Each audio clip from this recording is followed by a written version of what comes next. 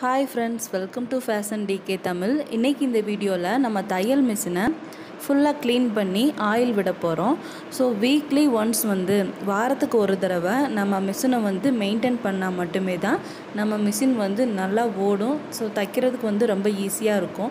நம்ம என்ன தான் தைச்சாலும் கட் பண்ணி அதாவது சூப்பராக கட் பண்ணி நீங்கள் தைச்சாலும் கூட உங்கள் மிஷின் கரெக்டாக தைச்சா மட்டும்தான் நம்மளால் கண்டினியூஸாக தைக்க முடியும். ஸோ அதுக்காக மிஷினை மெயின்டைன் பண்ணுறது ரொம்ப முக்கியமான விஷயம். வாரத்துக்கு ஒரு தடவை கண்டிப்பாக மிஷினில் இருக்க டஸ்ட்டெல்லாம் க்ளீன் பண்ணிவிட்டு ஆயில் விட்டிங்கன்னா உங்கள் மிஷின் லாங் லைஃப் வரும். எந்த பொருளுமே மெயின்டைன் பண்ணால் மட்டுமே தான் நல்லாயிருக்கும். ஸோ நான் இப்போ மிஷினை ஒரு அதாவது வெறும் கிளாத் வச்சு சும்மா லைட்டாக தொடச்சிக்கிறேன். நான் வச்சுருக்கிறது மெரிட் சர்விங் மிஷின் தான் வச்சுருக்கேன். இப்போ நான் வாங்கி 2 மாதம் இருக்கும். 2 மாதம் 3 மாதம் ஆயிடுச்சு. மிஷின் ரொம்ப சூப்பராக இருக்குது. சிங்கர் உஷா பிராண்டை விட சிங்கரோட இன்னொரு பிராண்டு தான் மெரிட்டு. ஆனால் ரொம்ப சூப்பராக தைக்குது. ப்ரொஃபஷ்னலாக எப்படி நமக்கு ஸ்டிச்சஸ்லாம் சூப்பராக விழுகுது. நீங்கள் வாங்கி ட்ரை பண்ணி பாருங்கள். நான் ஆல்ரெடி மிஷின் யார் எந்த மிஷின் வாங்கலாம் அப்படிங்கிறதுக்கு டீட்டெயிலாக ஒரு வீடியோ போட்டிருக்கேன். லிங்க் கீழே கொடுக்குறேன், நீங்கள் செக் பண்ணி பாருங்கள். ஸோ ரஃபாக கிளாத்தை வச்சு நல்லா ஸ்டிச் பண்ணிடுங்க. சின்ன சின்ன டஸ்ட்டு சின்ன நூல் இருந்தால் கூட உள்ளார சிக்குச்சுன்னா நமக்கு தைக்கும் போது அது பெரிய டிஸ்டர்ப் பண்ணும்.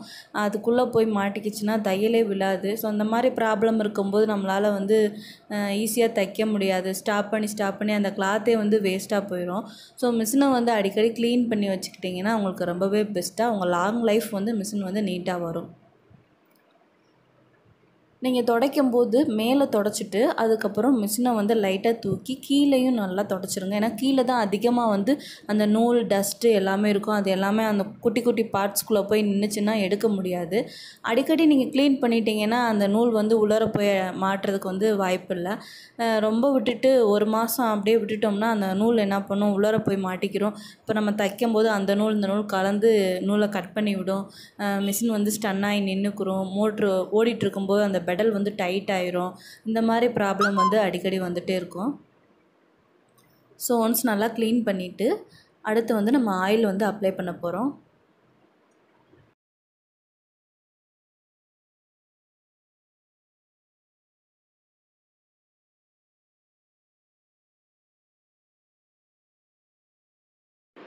ஸோ மிஷினுக்குன்னு தனியாக ஆயில் கடையில் இருக்கும். ஒரு பாட்டிலோட ரேட்டே 100 ரூபி தான். நீங்கள் அந்த ஆயிலை யூஸ் பண்ணிக்கலாம். கோகோனட் ஆயில் யூஸ் பண்ண வேணாம். இந்த ஆயில் அந்த மிஷின் கூடயே எனக்கு கொடுத்துருந்தாங்க. ஸோ ஆயில் எங்கெங்கே அப்ளை பண்ணோம்னா மேலே அந்த ஆயில்னு போட்டிருக்கோம். அதுக்கிட்ட குட்டி குட்டி ஹோல் கொடுத்துருப்பாங்க. அந்த ஹோலில் அப்புறம் பக்கத்துலேயே ஒரு குட்டியாக ஒரு சின்ன பாக்ஸ் மாதிரி இருக்கும். அதில் எடுத்துகிட்டு அதில் ஒரு ட்ராப் கொடுக்கணும். ரொம்ப ஆயில் அப்ளை பண்ணல, ஒரு ட்ராப் அப்ளை பண்ணாலே போதும். இப்போ பார்த்திங்கன்னா ஆயில் போட்டிருப்போம். அதுக்கிட்ட குட்டி குட்டி ஹோலில் போடுறோம். அப்படியே கொஞ்சம் கீழே வந்தீங்கன்னா கீழேயும் இருக்கும். அந்த மாதிரி அதில் எல்லாமே ஆயில் அப்ளை பண்ணிக்கணும். மெயினாக நம்ம நீடில் உள்ளார போகிற இடத்துல ஆயில் கம்பல்சரி விட்டுறணும். ஸோ மறந்துடாதீங்க. அந்த இடத்துல தான் மெயினாக நமக்கு ஆயில் அப்ளை பண்ணணும். அதுக்கு கீழே பார்த்திங்கன்னா அந்த பல்லு மாதிரி இருக்கும். நம்மளோட ஸ்டிச்சஸை நம்ம துணியை தள்ளி கொடுக்கும். அந்த பல்லில் கண்டிப்பாக கொடுக்கணும். ஏன்னா அது ஸ்டக்காகி நின்றுக்குறோம். அடிக்கடி நம்ம ஆயில் அப்ளை பண்ணோம்னா நம்ம கொஞ்சம் ஃப்ரீயாக மூவ் ஆகி போகும். ஸோ அதில் அப்ளை பண்ணிடணும்.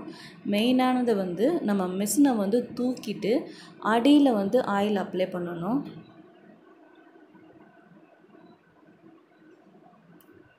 வீடியோ ஸ்கிப் பண்ணாமல் பாருங்கள். அப்போ தான் உங்களுக்கு புரியும். அடுத்து அந்த நூல் மாட்டுற இடத்துக்குள்ளார சின்ன கேப் இருக்கும். அதில் நீங்கள் ரொட்டேட் பண்ணிங்கன்னா சின்னதாக ஒரு சக்கரை மாதிரி குட்டியாக தெரியும், வீல் மாதிரி. அதுலேயும் நீங்கள் ஆயில் விடணும்.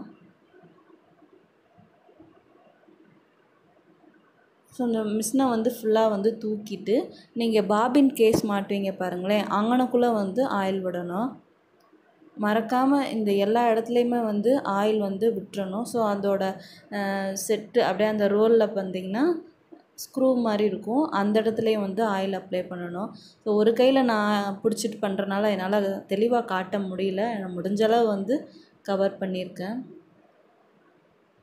இங்கே முடிச்சுட்டு அடுத்து டைரெக்டாக கீழே வந்து போட்டுருங்க. நம்ம மோட்ரு தான் ஃபிக்ஸ் பண்ணியிருக்கோம், இருந்தாலும் வந்து அந்த வீலில் வந்து அப்ளை பண்ணிக்கிறோம். சம்டைம்ஸ் கரண்ட் இல்லாமல் போச்சுன்னா நம்ம வந்து பெடல் பண்ணி தைக்கிற மாதிரி கூட வரலாம், வாய்ப்பு இருக்குது. ஸோ அதுலேயும் வந்து ஆயில் வந்து அப்ளை பண்ணிக்கணும்.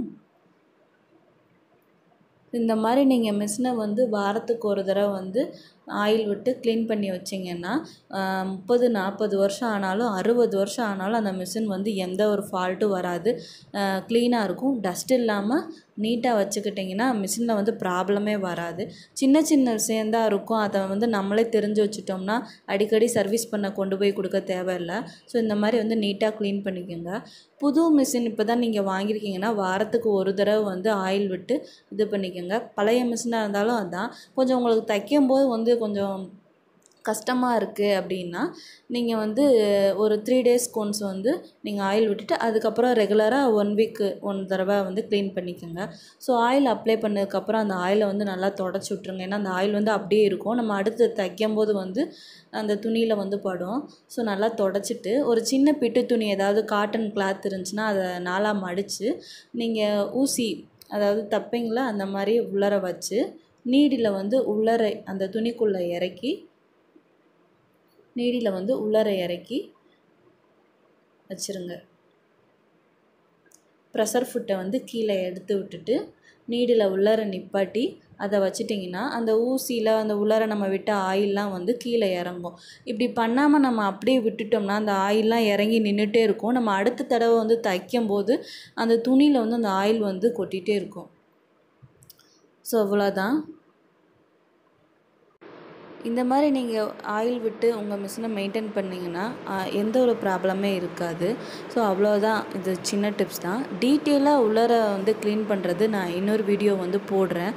ஸோ அது வந்து சுத்தமாக எந்த ப்ராப்ளமே இல்லாமல் இருக்கும். இதே வந்து ஓரளவு உங்களுக்கு ப்ராப்ளம் வராது. ஓகே ஃப்ரெண்ட்ஸ், வீடியோ பிடிச்சிருந்துச்சுன்னா மறக்காமல் நம்ம சேனலை சப்ஸ்கிரைப் பண்ணி வச்சுக்கோங்க. பக்கத்தில் இருக்க பெல் பட்டனை கிளிக் பண்ணி வச்சுக்கோங்க. அப்போ தான் நான் அடுத்து போகிற வீடியோ உங்களுக்கு தெரியும். வீடியோ பிடிச்சிருந்துச்சுன்னா ஒரு லைக் பண்ணுங்கள். கீழே ஏதாவது டவுட்ஸ் இருந்துச்சுன்னா கமெண்ட் பண்ணுங்கள். தையல் சம்மந்தப்பட்ட வேறு ஏதாவது வீடியோ வேணும்னா கீழே கமெண்ட் பண்ணுங்கள். Okay friends, bye. Thanks for வாட்சிங்.